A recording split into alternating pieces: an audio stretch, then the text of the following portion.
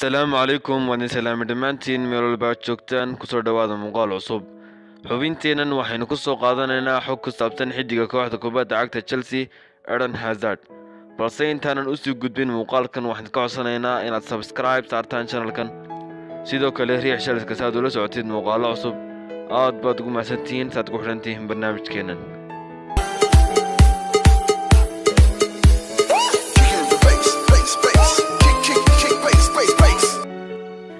bishii January 1991 ayay ku dhashay deegaanka Lovia ee Belgiumka waxaana wasal ahaan ka soo jeedaa qoys sporti aabihii Chelsea waxa uu ka ciyaari jiray horyaalkii heerka labaad ee Belgiumka halka hooyadiina ay ka ciyaari jirtay mid ka mid ah naadiyada horyaalka heerka koowaad sidoo kale waxaa la dhashay Kylian Hazard oo hore u soo maray Chelsea iyo Torgan Hazard oo isagoo ka ciyaara Bundesliga Jarmalka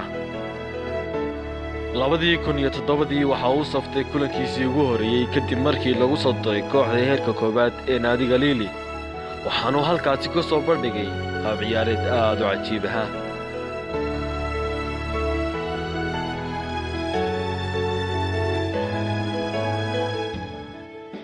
xilli ciyaareedkiisii ugu fiicnaa Hazard waxa uu ahaa xilli ciyaareedkii 2014 ilaa 2015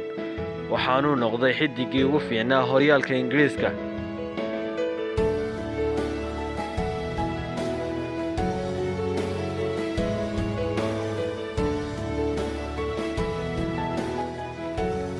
xiddiga Chelsea waxa uu ku soo barbaaray goob ay ku badan yihiin muslimiintu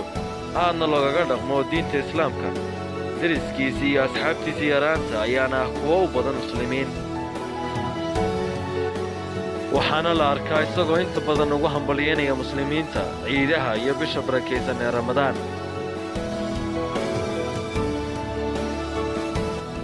laacibkii hore ee Chelsea Dembaba ayaa xaqiijiyay inuu Hazard ka fahansan yahay diinta Islaamka waxyaabo badan wuxuuna sheegay inuu akhriyo Quraanka Kariimka ah isla markaana uu weydiiyo aayadaha qaar macnahooda Dembaba ayaa sheegay in Hazard ka haysto diinta Islaamka fikir guud wuxuuna filayaa inuu ugu dambeyn qaadan doono go'aanka saxda ah